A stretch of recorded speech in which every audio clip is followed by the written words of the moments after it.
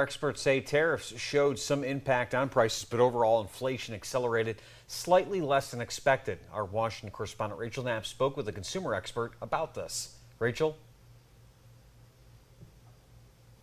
Good evening, Nick and Renata. So the expert that I spoke with says, for the most part, this report shows both good and bad news. She says that inflation, for the most part, is remaining steady, but she says that there also are indicators that tariffs are already having an impact on businesses who then could pass it on to consumers.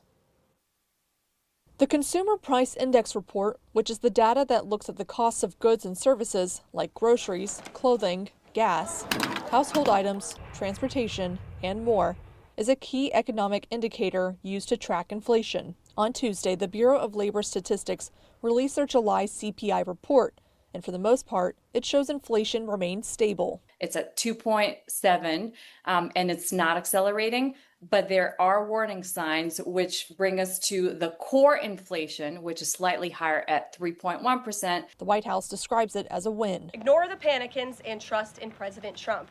That is our motto here at the White House. The America First economic agenda is working. Consumer experts describe the latest report as a mixed picture. We are seeing that consumers are facing the continued cost pressure.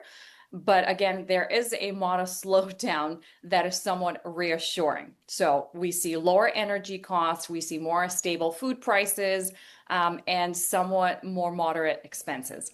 Now, on the business side, what this means is that the rising inflation signals basically an underlying cost pressure for the businesses, small and large, especially when it comes to those tariffs and service-related industries. While we do see that there is basically the headline is more positive this month, or at least month over month, there is definitely an upward pressure that may be squeezing those businesses. And Nick, Renata, with this latest report, experts believe that the Federal Reserve could potentially cut interest rates at their next meeting. But again, we'll have to wait until September to see that.